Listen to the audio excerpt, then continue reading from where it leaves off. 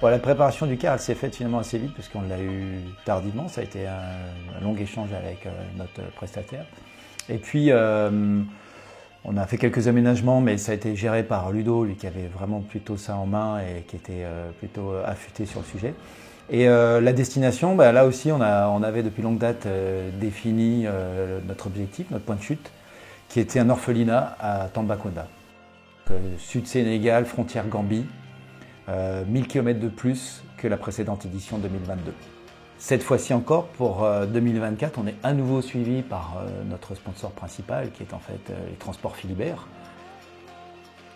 Deuxième édition, ils nous ont suivis, gracieusement offert à nouveau un car dans un excellent état, qui est un modèle extrêmement robuste de surcroît. Et nous, à partir du moment où on a cette confirmation, bien, le projet est certain d'aboutir. Ce qui nous tenait à cœur, bien qu'on ait déjà trouvé le destinataire, que tout soit en place, c'est d'avoir ce véhicule, puisqu'au final, c'est pour les enfants qu'il a été transmis, qu'il a été amené jusqu'à eux. Et grâce à Philibert, une fois de plus, ce projet a pu aboutir comme on le souhaitait. La grande inconnue, c'est est-ce qu'on va réussir, une fois de plus, à traverser le Sahara, puisque c'est une opération qui est difficile. Le car, bien qu'il a l'air robuste, on n'a aucune garantie sur sa capacité à subir autant de difficultés, d'épreuves. Nous, vraiment, l'objectif, c'est ça, c'est d'amener aux enfants et de faire en sorte que cette mission aboutisse comme on l'a espéré. L'objectif, c'était de passer par une enclave, Melilla, une enclave espagnole qui se trouve au Maroc. Donc on a pris le bateau un peu plus tôt, on s'est présenté sur place et la grosse difficulté, relations diplomatiques compliquées, les douaniers ont pris parti de négocier à notre place. Ce qui n'était pas l'objectif, d'habitude on s'en sort plutôt pas mal. Et là pour le coup, demi-tour, grosse déception, une nuit sur place pour rien, une traversée de la Méditerranée en bateau pour peu de choses. Et à nouveau on remet le cap sur Tanger, qui était notre point de difficulté et qui historiquement a toujours été un point de difficulté. Et là, grosse surprise, alors Samir y a énormément contribué, mais nous sommes tombés le jour de la fête nationale marocaine. Les douaniers étaient plutôt distraits, dans un état d'esprit comme on les a d'ailleurs jamais vus. Et finalement, là où on aurait dû mettre plusieurs jours, on a mis moins de 2 heures. Le Maroc, c'est une grosse partie du trajet. C'est près de 3000 km, plusieurs jours de route. Et à l'aboutissement, c'est le No Man's Land, arrivé à la douane au sud. Notre arrivée à la douane mauritanienne, qui a été d'ordinaire plutôt un passage assez facile, là, il était très compliqué. Parce qu'a priori, changement de chef de douane, changement de réglementation. Et là où on passait en 2 à 3 heures, on a mis presque 7 heures. Et puis ensuite, cap sur Rosso via Nouakchott, donc un parcours qu'on a déjà fait puisque l'édition 2022 était à destination de Rosso et le car que les Transports Philibert nous avaient offert était principalement pour la municipalité de Rosso. Ce qui nous a permis de faire une halte, de rencontrer nos précédents interlocuteurs et de découvrir, à notre grande surprise, que le car est extrêmement bien entretenu. Il a un usage permanent, il est encore tout à fait dans un état tel quasiment qu'on l'aura laissé. Là, nous sommes aux portes du Sénégal et c'est à ce moment-là que notre dernière ligne droite s'ouvre devant nous à direction de l'orphelinat. L'entrée au Sénégal, longue négociation à la douane, mais là aussi on passe avec pas mal de temps et enfin on se remet à la carte qu'on a sous les yeux et la carte elle nous oriente vers une route principale a priori qui semble la meilleure destination. Alors moi-même je suis un petit peu en débat avec l'équipe parce que j'avais vu qu'il existait des routes de traverse, alors certes plus dans la brousse, mais le sujet était est-ce que le car va passer. Finalement l'équipe a eu raison de jouer la sagesse parce qu'on a trouvé cette route qui nous a guidés à bon port, sauf que elle nous a fait frôler la frontière du Mali. À un moment donné, on a vu la zone de douane. Alors là, il y a eu, j'ai envie de dire, beaucoup d'interrogations, voire même un petit frisson qui nous a traversé, parce qu'honnêtement, on sait qu'on est proche d'un pays où on est malheureusement en ce moment pas les bienvenus. Et donc, ça a été pour nous un moment, un sujet où on s'est beaucoup interrogé. Et finalement, la bifurcation à direction de Tambacounda nous a conduit à traverser malgré tout des paysages de brousse. Et là aussi, de faire des rencontres assez exceptionnelles. À un moment donné, sur un plan d'eau, un coucher de soleil, chacun a remarqué qu'on traversait depuis plusieurs heures des petits villages en fait de huttes, en chaume. Enfin, c'était plutôt complètement atypique ou pittoresque tout au moins. Et On décide de descendre à la rencontre des populations. Comme toujours, ce qui nous a attirés, c'est un troupeau de buffles avec une seule personne, mais là, il y a énormément de personnes qui surgissent, dont on ne sait où. C'est toujours un petit peu la même histoire en Afrique. On a l'impression d'être seul au milieu de nulle part et il y a plein de gens qui sont à proximité. Et le contact se fait très bien. Les gens sont toujours très accueillants, très gracieux. Autour de nous, il y a des dizaines d'enfants, des adultes, des gens avec des bébés sur les bras, des maraîchers, des types avec leur troupeau de chèvres ou des buffles, même à un moment donné, des zébus. Enfin, en tout cas, le village tout entier semble s'être déplacé jusqu'à nous. On visite leur culture, ils nous montrent leur plan d'eau, le plan d'eau qui est, lui, plutôt malmené en été, mais à cette époque-là, après la saison des pluies, il en reste encore un peu. On remarque aussi des signes distinctifs qui appartiennent à leur tribu. Alors on sait que c'est des Peuls, on apprend en discutant autour de nous qu'il s'agit d'un village Peul. Par exemple, des petites scarifications qui sont très visibles sur leur temple. Même les nouveau-nés ont ces scarifications. C'est comme une sorte de tatouage ou en tout cas c'est une coquetterie comme un bijou, un maquillage. Voilà, on est vraiment face à une véritable tribu qui vit à l'extérieur, qui n'a pas les mêmes usages, les mêmes us et coutumes que nous, fatalement, mais qui est extrêmement accueillante. Sur la route de Tambacounda, on est amené à faire le plein. Et comme on le fait depuis tout le début de notre trajet, on ne fait absolument pas attention. Il s'avère que les stations en Afrique, au Sénégal notamment, ne sont absolument pas les mêmes que celles qu'on connaît chez nous.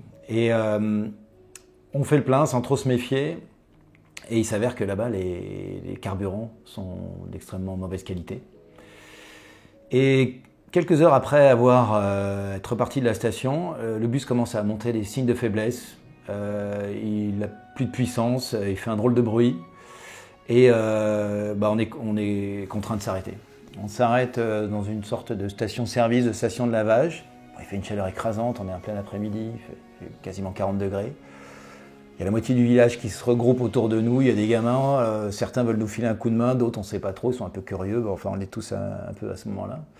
Au début on n'imagine pas que c'est lié au carburant, on pense que c'est une panne qui peut venir de partout, et finalement il s'avère que c'est un des filtres qui a été complètement obstrué par des résidus. Le filtre est complètement flingué. Donc on cherche à s'en procurer un autre, on nous propose de l'aide, d'aller en chercher dans un autre village, mais ça prend plusieurs heures, c'est assez long. Autour de nous, du coup, il y a une petite vie qui s'installe, il y a des gens qui font leur lessive, on en profite pour nettoyer un peu le car, il y a des gens qui viennent, qui mangent, qui nous posent des questions. Voilà. Bon, Samir, il sait faire, lui, il est deux mains dans le moteur en train d'essayer de trouver l'origine de la panne, trouver une vraie solution. Mais non, il n'y en a pas. Puisque vraiment, c'est ce filtre qui est bouché, il faut qu'on le change. Finalement, on nous en amène un, on dit, bon ben voilà, c'est derrière nous, sauf que le filtre, c'est pas la bonne référence, c'est pas le bon modèle. On s'en sort pas, on croule sous la chaleur. Samir il commence à se dire j'ai pas d'autres alternatives. Il nettoie le filtre, il le remet au propre, il le laisse tremper dans un bain d'essence et puis finalement on fait avec ce qu'on a. Et ça redémarre tant bien que mal. Ça a été un moment un peu compliqué, finalement on s'en est sorti.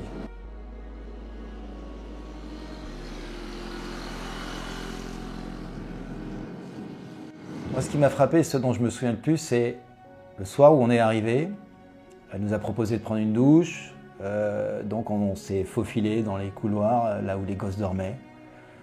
Alors c'était assez impressionnant parce que tous les lits sont disparates, il n'y en a pas deux qui se ressemblent, les gosses sont là dans une chaleur accablante.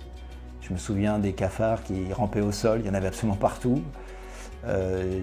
Limite, je les évitais pour marcher.